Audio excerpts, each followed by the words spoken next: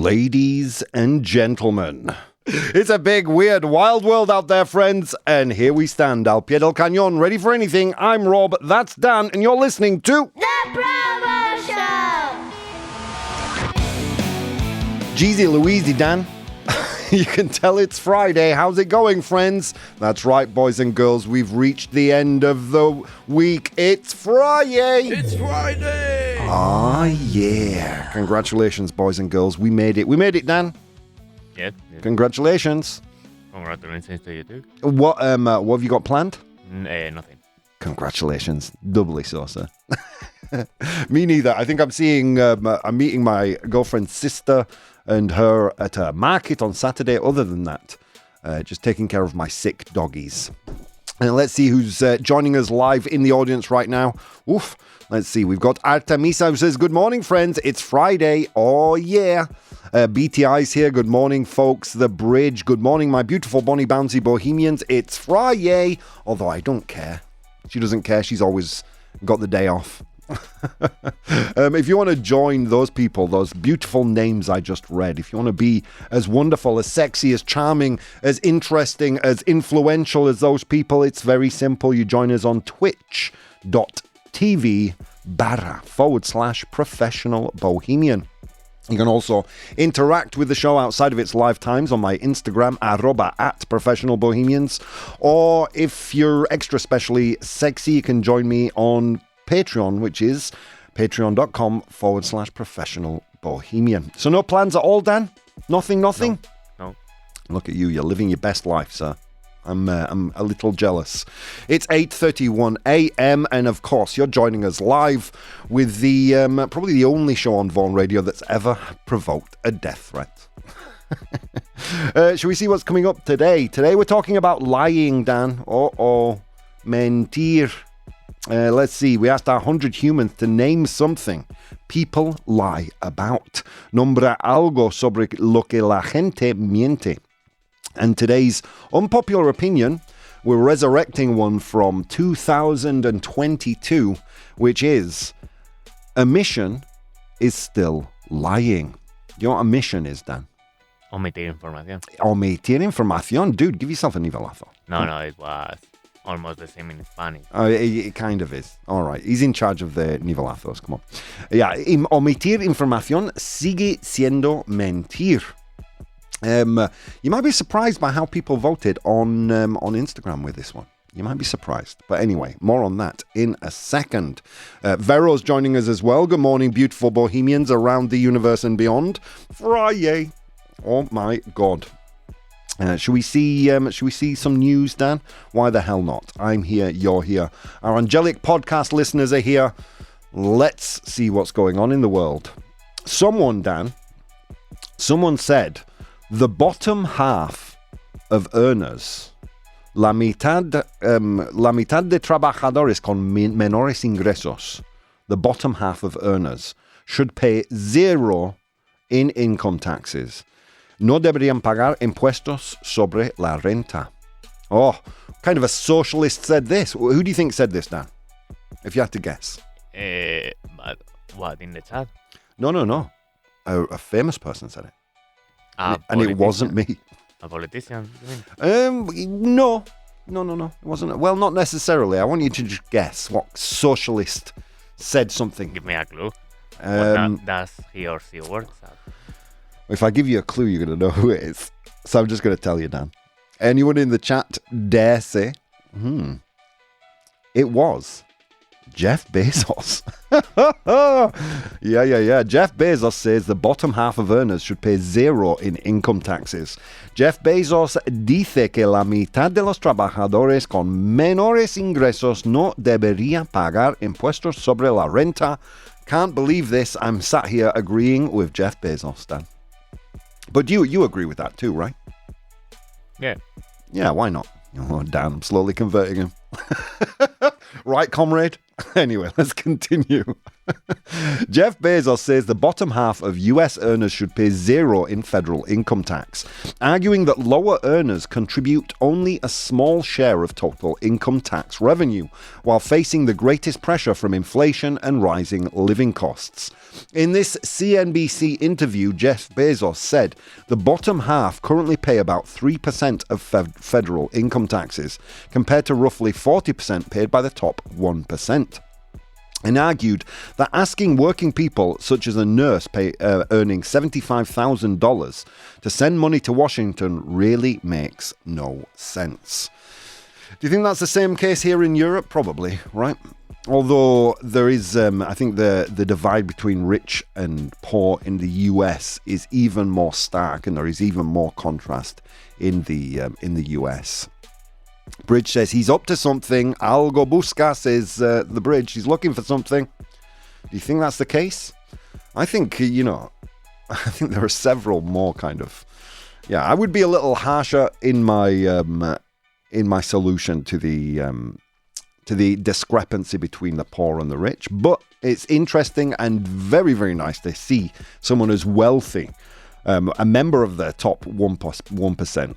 I mean, I dare say Jeff Bezos is in the top 0.5% of people in the US. But anyway, his comments come as lawmakers and policy groups continue debating how the tax burden should be distributed. The article notes that the bottom half of taxpayers had adjusted gross income of nearly $54,000 in 2023 and paid an average of $913 in federal income taxes. While some experts point out that many lower earners already owe little or no income tax once refundable credits are included. The broader discussion also highlights the K-shaped economy. Do you know what that refers to, Dan? The K-shaped economy? No. So it refers to the shape of a K, letra K, right? Where the rich, the wealthier, are becoming more wealthy and the poorer are becoming more poor. So you can see the legs of the K, one pointing up and the other pointing down, a K-shaped economy, where wealthier households have benefited more from market gains while lower and middle-income households continue to struggle with affordability and fuel costs and broader financial strain. Yeah, I do enjoy reading comments like this, particularly from the most wealthy. Yeah, and it is about time, isn't it? As we came together as a society and started to solve the divide that there is, kind of rebuild the middle classes, which have slowly been drained of all their income. Get us all distracted and happy, says the Bridge. Maybe. Perhaps I'm just Dan. Perhaps I'm just an optimist. But I think when you have the amount of wealth that Jeff Bezos has, how much wealth? He sent Katy Perry to space. That's how much wealth. When you have enough money to send a pop starlet to space, I think you've got too much money. In fact, I've got nothing against him sending Katy Perry to space, Dan. I take issue with him bringing her back. Anyway, let's go. Would you go to space if Jeff Bezos paid you a trip? Yeah. Yeah, me too, of course. Anyway, next piece of news. News in inverted commas. This was from Forbes today. I was actually commenting to Dan, what's happening to the New York Times and Forbes, man? Some really weird pieces of news. I think we did a New York Times article which was how to have a difficult conversation. Well, Forbes has this. Why are some people morning people? Madrugadores.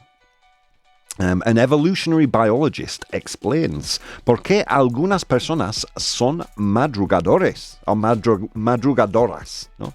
Madrugadoras. Un biólogo evolutivo lo explica. You a morning person, Dan? I think so. Yeah, I've become a morning person. Like throughout all my teens and 30s, I have been very much a night owl. A night owl, not an early bird. A night owl. Alguien que es más productivo por las tardes. But I guess because of the nature of my job now, I've trained myself to be more of a morning person. Okay, here we go. Being a morning person is less about discipline than biology, argues Forbes today. This article argues that chronotype, our natural tendency to wake earlier or later, is shaped by circadian rhythms, genetics, and evolutionary history. Research on the Hadza hunter-gatherers suggests that variation in sleep timing may once have helped humans groups survive, because someone was almost always awake during the night. More recent genetic studies have also suggested that both morning and evening tendencies are deeply rooted, with some chronotype-related variants tracing back to archaic humans such as Neanderthals and Denisovans. Let me just pick through that for you because it's quite complex, right? So it means that throughout history, the idea that we humans have been split into two groups, one of which being early people, early birds, madrugadores, and some of which were night owls. ¿Cómo dirías night owls, Dan? Nocturnos, gente nocturnos. The fact that there were two groups like that was in our evolutionary benefit when we were nomadic people or when we became early civilizations, because it guaranteed there were people awake, watching the crops, looking after the farm animals 24 hours a day. So there may be more of an evolutionary tilt to the fact you wake up early or go to bed late. The article also explains that chronotype changes across life, with young children tending to be morning types, teenagers shifting strongly towards evenings, and many adults gradually moving earlier again with age. Do you think maybe that's what happened, Dan? Because I'm an old man now, I've just become a morning person because of age? Perhaps. It pushes back on the idea that early risers are morally superior or simply more disciplined, arguing instead that much of our sleep timing lies beyond willpower. I think that is the kind of the thought, right? There is certainly some kind of idea that if you wake up earlier in the morning, if you're an early riser, if you get up early in the morning, that you have more of a tendency to be productive, more businesslike. But that's not necessarily the case. I mean, when I was an evening person, I was arguably a way more successful. 5 stars reviews in the Edinburgh Festival, or, quite a successful writer and performer. And now that I wake up early, well, I have the pleasure of your company, listeners. And I'm very grateful for that. Let's continue. So we were talking about how it gradually changes through life. How about you guys in the chat? Have you become a morning person? Are you a night owl or an early bird? Has that changed across your life? I'd be interesting to know. Let's see. Bridge says, I have too, Rob, the brain hemorrhage. I am now a morning person. Too much so, in fact. Let's continue on with the article.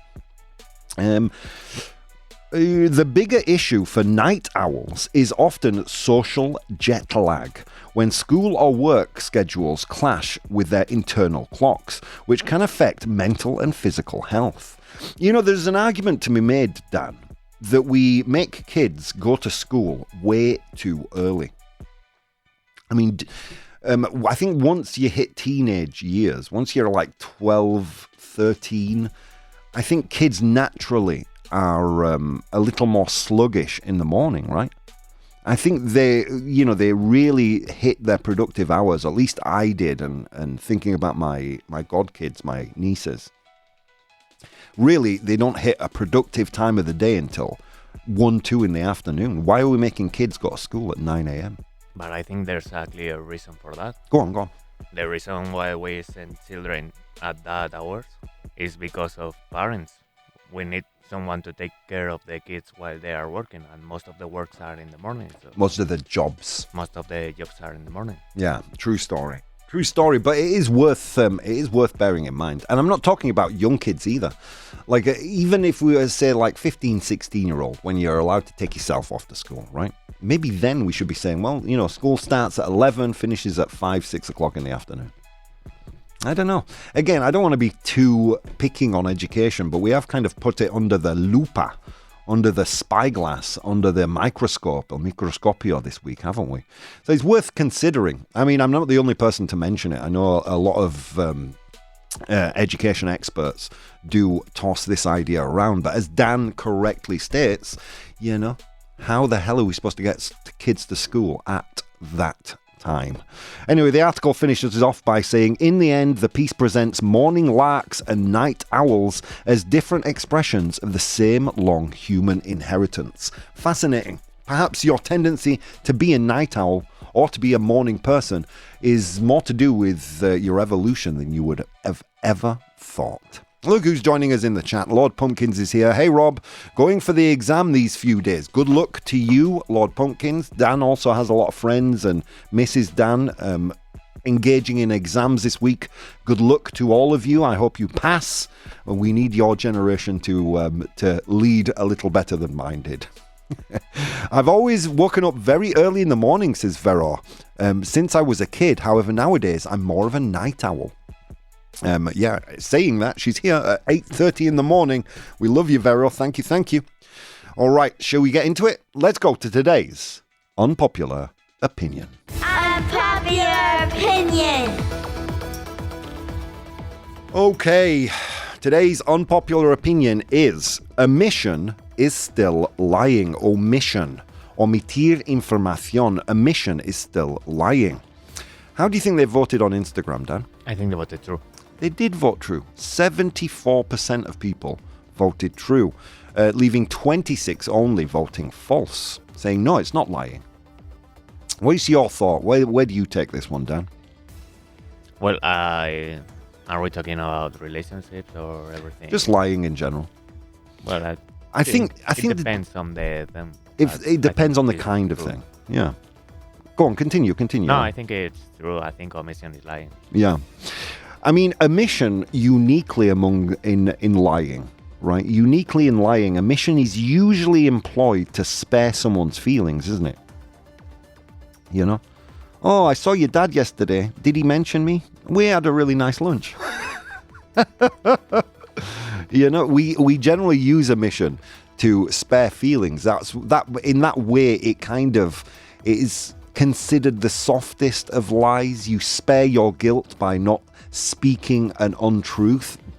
But because you don't say anything that is necessarily untruthful, we don't really, or many people don't really consider it a lie.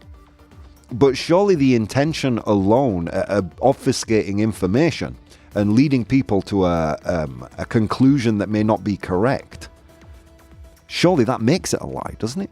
Or doesn't it? I don't know. Let's see. I'm going to ask you guys, my thought leaders. All right, on Instagram, as I mentioned, 74% of people voted true. So we'll start there, saying omission is a form of lying. Intent matters more than wording. If someone deliberately leaves out key information to create a false impression, the deception functions the same as a direct lie. Yeah. I mean, look, just because the words a falsehood doesn't leave your mouth, what is a lie? I mean, yeah, the interesting thing is, if you were looked for the definition, it would be to mislead someone with false words. But we can't ignore the fact that we're misleading someone. We're kind of having someone believe a truth or believe something that isn't truthful. And you can do that by employing false words or simply leaving out information, right? Manipulates perception indirectly. People can technically tell the truth while still steering towards an inaccurate conclusion. Most relationships rely on transparency. Here we're talking about both friendships and romantic relationships. Hiding relevant facts can change trust just as much as explicit dishonesty. For example, like say your partner cheated on you, right? Or they go on holiday and they cheat on you. They come back home. Did you have a nice time, sweetheart? Oh yeah, I had a fantastic time. I had a really great time. Spent time at the beach. Spent time with my friends drinking. Just because they left out the information about the cheating, the infidelity, doesn't mean they weren't lying, does it? Of course. I mean, this is a weird example because the infidelity itself is wrong, isn't it?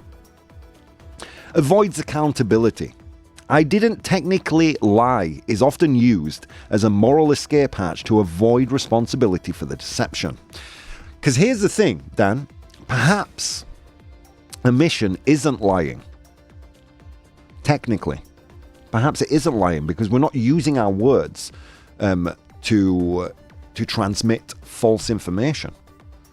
Technically it isn't lying, but it is deception, isn't it? I think you'd agree with that, right, Dan? Yes. Critical contexts require full disclosure. In medicine, law, finance, and relationships, withholding important information can have serious consequences. There you go. It's a tough one today. It's a tough one because technically it isn't lying, is it? Let's get into the cons, where only 26% of people voted today. No one owes total transparency. So this is the people saying omission is not always lying. No one owes total transparency. Privacy and discretion are normal. People are not obliged to reveal every thought, history, or detail. Here we go. This is where our idea of personal freedom and privacy butt up against other people's expectations. Perhaps I don't want to tell you all the information required for you to come up to a full conclusion of events. Perhaps I feel like if I do give you all the information, it is an infringement upon my privacy, and the conclusion you come to is erroneous. Am I still lying just because I omit information? Right, Dan? I mean, omission, leaving out information, is not always about trying to misguide people's perception of the truth. Sometimes it's about maintaining your own, you're keeping your private life to yourself. Something we are increasingly bad at nowadays. But those of us of older generations, like myself, we don't want to tell you exactly where we've been at exactly what time and exactly with whom. Interesting. So now we're starting to see how omission probably isn't lying. Context determines relevance. Leaving out information isn't automatically deceptive unless the omitted details materially changes understanding.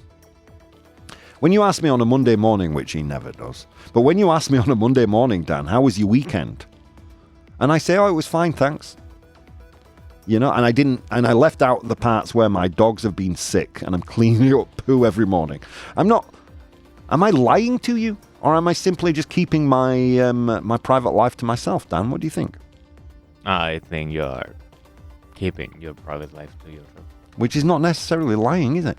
I'm just emitting information to keep a conversation short, or to keep the gruesome details of my dog's illness to myself, because it's got nothing to do with you. Boundaries matter. Individuals have the right to protect personal information without being accused of dishonesty. Just because you come up with some erroneous idea doesn't mean that I was trying to mislead you, does it? If you're the kind of person that is trying to come to conclusions with every word that escapes someone's mouth, am I to be held responsible for that? I mean, I come from a time where personal privacy was something to be treasured. It was an inalienable human right.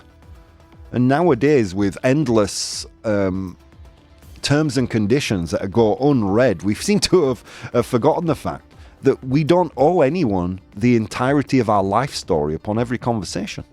And if someone jumps to some kind of a conclusion, well, that is more of a consequence. It says more about them than it does you, doesn't it? Communication requires filtering. Everyday conversation involves selective disclosure. Constant and full transparency would be impractical and socially exhausting. Can you imagine giving the explicit details of every single interaction to every single person? Geez, just hearing that sentence come out of my mouth is exhausting, friends. Just because someone might feel like you're lying because you are possibly not as open to disclosing every single detail as they are, doesn't mean that you are actually lying, does it? Intent can be protective, not manipulative. This is a final point here in the con column. Sometimes people omit information to avoid unnecessary harm, conflict, or emotional overload. They're not trying to manipulate, perhaps just trying to, just that. Avoid unnecessary harm, conflict, or emotional overload.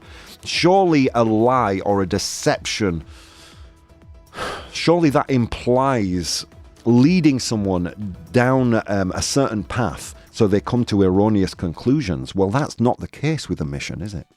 It's not the case. Just because I don't tell my best friend the detail of every single interaction that I have through the day doesn't mean I'm necessarily lying to them. And neither are you, which makes this an interesting topic. Remember, we didn't say a lie of omission. We just said omission. Omission is lying, true or false. I think I have a clear idea where my foot is planted, but do you? Well, I'm going to post a poll in the chat, and you, my friends, you will tell me. Omission is lying, true or false. Emitir información sigue siendo mentir, true or false. I will post this in the chat, and I am waiting for your ideas. Friends, I'll be back in just a few minutes. Hey guys, if you'd like to support the show, you can do so on Patreon. That's patreon.com/professional bohemian. There you'll find VODs of the episodes as they are recorded live, blogs, vlogs, and behind-the-scenes content. If you'd like to watch the show live, you can do so on twitch.tv/professional bohemian, and you can participate in the polls we use in the show on Instagram @professional bohemian or Twitter @ProBoh, PROBOH. Okay, on with the show. Ladies and gentlemen, welcome back to the show. It's 9 a.m. Central European Time, and you're listening to me and Dan live. How's it going out there, folks? The poll is still live. We'll get back to that in a second. But first, if you just tuned in, what were we talking about? Well, we looked at Jeff Bezos. How he says the bottom half of earners should pay 0 in income taxes. And me and my comrade, Dan, we agree, right? And how morning people as we say in the English language, early birds and morning people may not be a matter of simply just personal taste.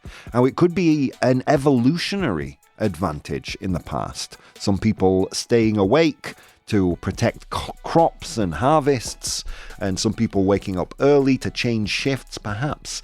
It is deeply rooted in archaic humans such as Neanderthals and Denisovans.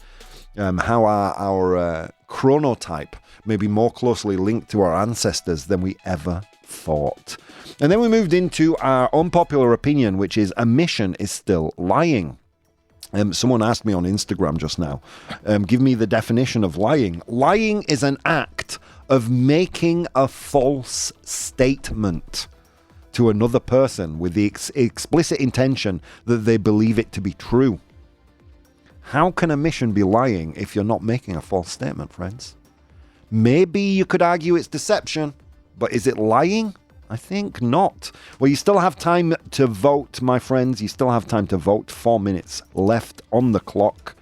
Look, we can go back and forth, but lying requires someone to say something false, doesn't it? And you don't owe anyone every single detail of your life, does it? People routinely leave out irrelevant or private or unnecessary information in every conversation. And it doesn't make them dishonest. I think, quite often communication is selective by nature. Every explanation leaves out countless facts. Omission only becomes dishonest when the key fact is intentionally hidden. But omission is just a part of human speech, a part of human communication. And I think in this age of what seems to be an endless exchange of information, we forget the fact that, we don't owe anyone every detail of our day, of every interaction. Communication is selective by nature. You may not tell your mum that you went out last weekend and got absolutely drunk, but are you leaving that information out because you're lying to them or simply it's not relevant to the conversation. I didn't tell my boss this week that my dogs have diarrhea.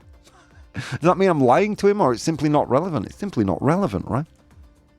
Do we owe everyone every detail of our lives? A lot of votes coming in. I'm looking for something conclusive, friends. You still have 3 minutes left to vote. Let's take a look at what people are saying on our chat here. Vero says true. If you omit something when you speak or act, you aren't telling the whole truth. Here's the thing. I think there's a difference between not telling the whole truth and lying. Right? Let that sink in. You may not be telling the whole truth. You may not be transmitting the full novel. Doesn't mean you're lying, does it? Dan, have you got any young family members, like around 5, 6, 7? No. Okay, one of the most annoying things, right, is when you say, how was your day at school? And they start, well, in the morning, I saw my teacher. My teacher said to me I was a good boy. Then I saw my friend Paco. Paco and I went to the park. Oh, my God. Just say you had a good day. Say you had a good day or a bad day, please. Right? And as we get older, we learn to omit irrelevant information because we become better communicators. And just because we learn to omit certain information doesn't make us liars, does it? Con, joining us all the way from South Africa, says, it's lying if the information is critical to the other party thinking. Think dating apps and omitting key elements that a person needs to find a connection. It's deceptive in nature. Yeah, I mean, but again, it's deceptive, but is it lying? And that's today's unpopular opinion. Lying depends on transmitting false information, doesn't it? It might be deceptive, but it's not necessarily lying. Lord Pumpkin's false. Everything you hear is an opinion, not a fact. Everything you see is a perspective, not the truth. Marcus Aurelius. Thank you. Brilliant quote there from Lord Pumpkins. Truth is, it is what it is.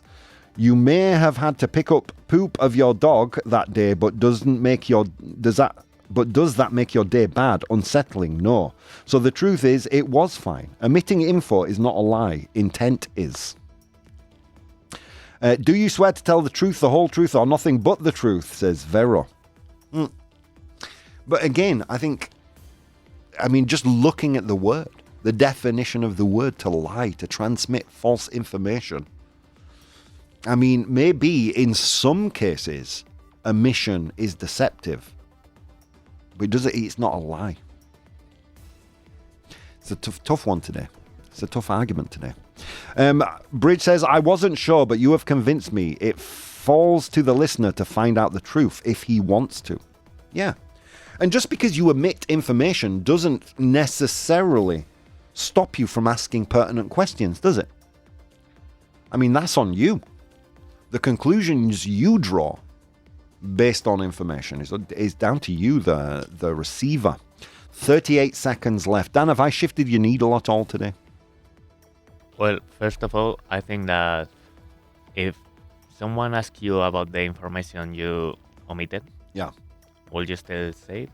Like, if you didn't want to be a liar, yeah, you would, wouldn't you? But then, in that case, if you ask, you ask pertinent information that was left out, but tell me, did this happen? Then it's up to you. You either tell them the truth or you don't. And if you don't tell them the truth, then you're lying, right? Then you're lying. The other thing I was going to say is that just because you aren't lying doesn't mean you are doing something good. Yeah, it doesn't mean you are acting benevolently, yeah. Yeah, it's true. I mean, in some cases, omission can be deceptive. And I think we both agree on that. Omission can be deceptive. But in its nature, omission is leaving out pertinent information. And if you're leaving things out, you're not lying, are you? Because lying depends on the transmission of false information. But it can be deceptive, but not in every case. Quite often, a lot of arguments are generated among friends and partners for that case. When we say, oh God, we're struggling in our communication, usually that's because we don't understand what is relevant to our partners. or our friends when we're transmitting information. What is relevant to us is not relevant to the other party. And those communication breakdowns are fascinating because you kind of get an insight into the other person. Quite often, the information that is left out is not with the intent of deceiving. It's more with the intent of transmitting information that's relevant to you, but maybe perhaps not the person you are talking to. Right? And that's when, couples or friends end up with communication breakdown or poor breakdowns or poor communication. It's not an intentional thing. It's simply, we prioritize things differently, which is fascinating, really. It's a fascinating thing. Lord Pumpkin says, what do you call omitting? There's a poem that has 20 pages long meaning. I'm not sure what he means here. There's a poem that has a 20 pages long meaning. So if you tell your girlfriend that poem, do you tell her the 20 pages meaning? No, it's just telling the whole with a little. Yeah, I mean, I think he's kind of making the same point I was there, is Lord Pumpkins. Is the fact we will prioritize information that we think is pertinent to the person, right? We think this is pertinent. This is pertinent to us, but perhaps the details, the fine details, are more pertinent to the listener, and you're not transmitting that information, not with the intent to deceive, but simply we prioritize different things, right? There's a saying in Shaolin, heavier the punch is the intent to punch. We don't trust words, we trust a person. The same with distrust. Okay. Anyway, let me move on. Anyway, should we get to the results of the poll, Dan? I think we probably should, shouldn't we? Actually, before that, let me just go to some comments I received on Instagram here. Gabrielle says, I agree. Intentionally hiding important information can be just as deceptive as saying something false. Can be deceptive, Gabrielle, but doesn't make it a lie, does it? Madeline Cross says, depends on the context. Privacy and lying aren't always the same thing. Yeah. Look, if I don't tell you the minutiae of my day, it's not because I'm trying to mislead you. It's simply I am prioritizing the information that was important to me to understand how my day was. Perhaps for you, you prioritize information differently. What you want to know is the minutiae, who I spoke to, when I spoke to them. But the information I choose to share is on me, right? It's interesting, this one. Lucas Krawiec says, people love technical honesty because it lets them avoid accountability. Again, truth to that. There is truth to that. Look, omission can be deceptive. I will never argue that point. I think it's true. Not always, but it can be. You can leave out information so people come to erroneous conclusions. But that's not omission 100% of the time. I would say it's not even an omission 90% of the time. Most of the time, we're not intending to deceive. Most of the time, communication uses omission selectively by nature. We don't communicate like a 7-year-old telling you their day at school. We communicate like adults. How was your day? Fine, thanks. I had a bit of an argument with a colleague, but other than that, fine. Well, you didn't tell me what you argued about, at what time of day, which colleague. Well, that's not really relevant, is it? Sabrina Moretti says, if the goal is to mislead someone, omission absolutely counts as lying to me. And here's where we get to the crux of the point, right? I think there is a certain amount of subjectivity to this. It isn't lying to me. Now, I can sit here and argue the meaning, the literal definition of the word lying until I'm blue in the face. But it depends on the individual, doesn't it? Do you feel like it's lying? Well, then probably it's lying to you. And I'm not much of a person to be arguing, my truth. As you know, I despise that phrase. It's my truth. No, it's the truth or it's not the truth. But I can't sit here and say omission is lying when I know the definition of lying is the act of making a false statement to another person with the explicit intention that they believe it to be true. So it's a tough one today. It's a tough one. Bridge says, I have found a link to something that will illustrate this. I just sent it to your Instagram. Sorry, I'm not going to check my Instagram right now, but I will check it later. Thank you, Bridge. Vero says, what happens when you omit information to protect the other person? Is that lying? I mean, in those cases, yeah. I mean, I would argue that it's not lying. I would argue that it's potentially deceptive, but not lying. Right? Have we shifted your needle at all here, Dan? No. You still think it's lying? Well, the meaning of lying is not the same, but I still think it's something wrong. Yeah. I mean, but that's not what the unpopular opinion. No, I would say it's not lying. Exactly. I mean, look, this is a tough one today. You know, I hate these kind of debates when we get into the meaning of words. Because let's be honest here for a second. Well, first of all, before we be totally honest, let's get to the results of the poll, Dan. So I made the statement, omission is lying, and you guys said 60% false. Yeah. 60% false. I'm happy with that. But let's get to the crux of the issue. For most of us, I think we use the word lying as a default word to mean deception, don't we?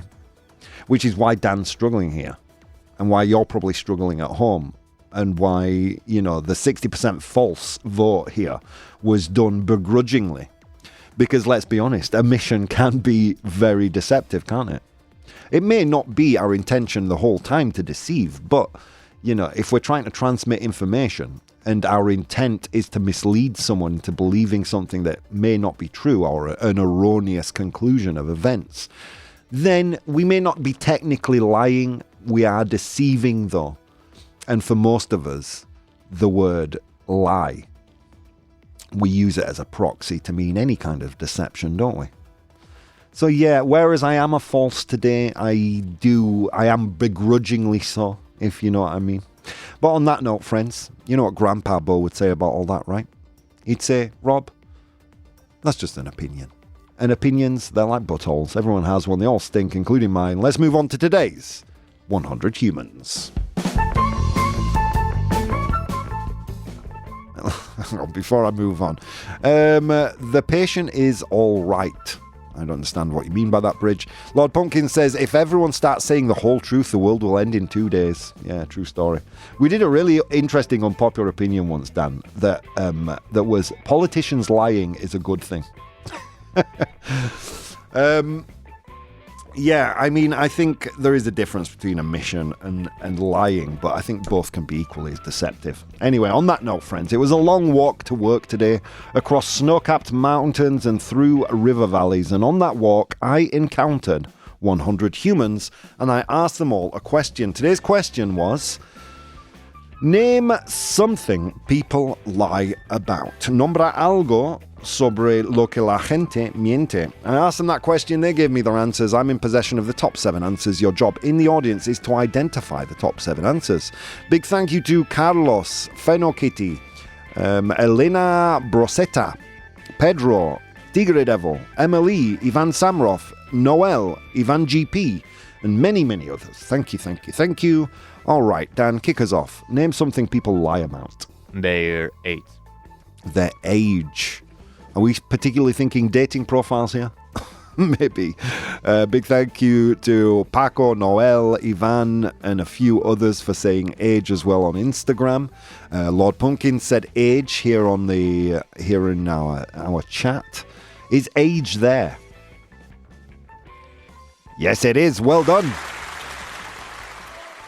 We're off to a good start, Daniel. 35 of 100 humans said age, and it's the number 1 answer. Ever lied about your age, Dan? No, not yet.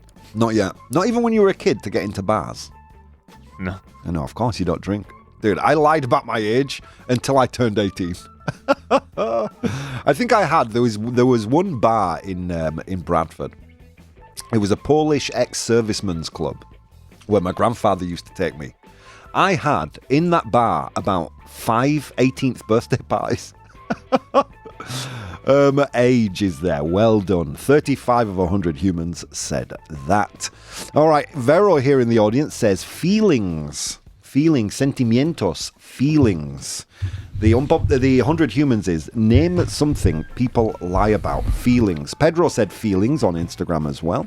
Is feelings there? Sentimientos. Yes, it is. Well done. All right. Feelings is there with 8 of 100 humans. It's the number 4 answer. Look who's joined us in the studio. How are you doing, Fitz? Good morning, sir. We're talking about things people lie about. So far, we've had age and feelings. Can you think of one? Other people's haircuts, as in, what do you think of my new haircut? Something that I haven't had to deal with Correct. in a while. Or what do you think of my new jacket? And people say, it's amazing. Wow. Okay, so like opinions on on maybe the dress or someone else.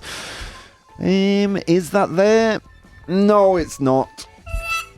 Wow. Okay, let's see. Carlos says about grandma's dying. I've had 10 myself. Why can't you come to work today? I'm sorry, my grandma's dead again. Doctor's appointments. I have a doctor's appointment again. Yeah. At 7 o'clock in the morning. Yeah, right, Dan? It's not my fault. Dan spent more time in the hospital last year than the doctors. All right, let's see. In the audience here, weight, says Artemisa. Peso. Is weight there? Yes, it is. Well done, Artemisa. Okay, what else do we have? Mistakes, says Lord Pumpkins. Mistakes. Lie about mistakes. Not there, sorry. Income, says Lord Pumpkins. Income, ingresos. Is income there? Yes, it is. Well done. Number 2 answer. 16 of 100 humans said their income. All right, we have CV, curriculum, right? The CV. Yeah, every Spanish person has a B2 in English. Have you noticed that? Yeah, every single one. What I call nivel abuela, as in que no tienes abuela. Yeah, It's exactly. the level you give yourself. Yeah. And you can always see the horror in their faces when you say, so tell me where you learned English. Or when you say, what's your name? What is your name? Yeah. All right, is CV there? I'm so tempted to give this, but Dan gets annoyed with me when I draw parallels that broadly. It's not there, sorry. Marital status, says Vero. Ooh. Oh, naughty. No, we're separated, whatever. Yeah. Is marital status there? Well, let's just say relationships, right? Relaciones. Is relationships there? Yes, it is. Okay, I'm going to try and prompt our audience here. Okay, imagine you get home late at night and your partner says, you smell like alcohol. And you say what? What do you know... your partner is trying to elicit information on what? So what do people lie about? Let me go back to Instagram, see what people are saying. A lot of people said money, income. Elena, Mia says income, but she also says experiencia. I think this is going back to CV because she says experience, work history. Is experience there? Yes, it is. Well done. A shout out to Artemisa here, who says skills, which is another particularly malicious CV lie. Ivan GP here, I think he's talking from experience. To run off with someone. Farts, says Emily. Yeah, sorry, that was the dog. Yes, the poor dog. That's my go-to. How they feel, Pedro. What they actually eat, says Tigre Devil. Yeah, I'm too honest about that, I think. Have you gotten into ice cream season yet? I'm never out of ice cream season, I'm afraid. I regret to announce. Yeah. Money is a popular one here on Instagram. Excuses for being late, says Fenno Kitty. There's a good one. Excuses for being late, or excuses for not accepting an invitation. Okay, I don't think I'm going to be able to prompt anyone on this one. Let's go through the list. You missed answer number 7. So, when I asked 100 humans to name something people lie about, nombra algo sobre lo que la gente miente, in position number, we had where they were, donde estuvieron, where they were. Oh, I wasn't at the bar, but some drunk poured alcohol all over me. Oh, I'm sorry, sweetheart. Yeah, some drunk poured alcohol into my mouth and I accidentally swallowed it 55 times. Yeah. So that was there. That was number 7. In position number 6, we had relationships, relaciones, 8 of 100 humans. In position number 5, we had experience, experiencia, 8 of 100 humans said that. In position number 4, we had feelings, sentimientos. No, I'm fine. Really, are you fine? Well, if you don't know, I'm not going to tell you. Yes, we've all that horrific moment where you're like, oh no. Oh, I'm sorry. I should have gotten out my tarot card, sweetheart. Yeah. Perhaps the dead could have told me how you're feeling. In position number 3, we had weight, peso, weight. In position number 2, income. 16 of 100 humans said income. And finally, in position number 1, we have age. 35 of 100 humans said that. You were very close today, guys. Very close. But you did get 2 of 100 humans this week, so congratulations. Just want to mention Tell Me Your Story with the effervescent Linda Scaperotto. Really amazing lady. I'm very excited for you guys to meet her, at least radiophonically, on Saturday, this Saturday, the 23rd of June at 4 p.m. with her new show, Tell Me Your Story. It's going to be an interesting one, friends. It's an interview show. Those of you who are real Vaughan fans for many, many years will remember a lady called Kathleen Hirschner and her story, My Living Room, her famous show, My Living Room. It is like that, but in my humble opinion, a little better. I agree. Yeah. And she's an amazing lady with a lot of good stories to tell, an amazing set of friends. I do encourage you to listen. She had an amazing and very interesting person yesterday, Pepe Botella, who's a really famous photographer. Yeah. Who has photographed your king. Yeah, exactly. Sausage fingers. Sausage fingers. George Clooney also. George Clooney, yep. Heidi Klum. Correct. Yeah, that show, I think that show's about a month away. We've been doing a bit of pre-recording, but she's got some interesting guests. Guys, you need to listen to the show. I'm going to leave you in the capable hands of Mr. Fitzgerald here. 911335833 91133 Guys, so many things you could have been doing this week, but instead of doing those things, you took the time to spend some time with me and Dan, and it means the world. See you next time.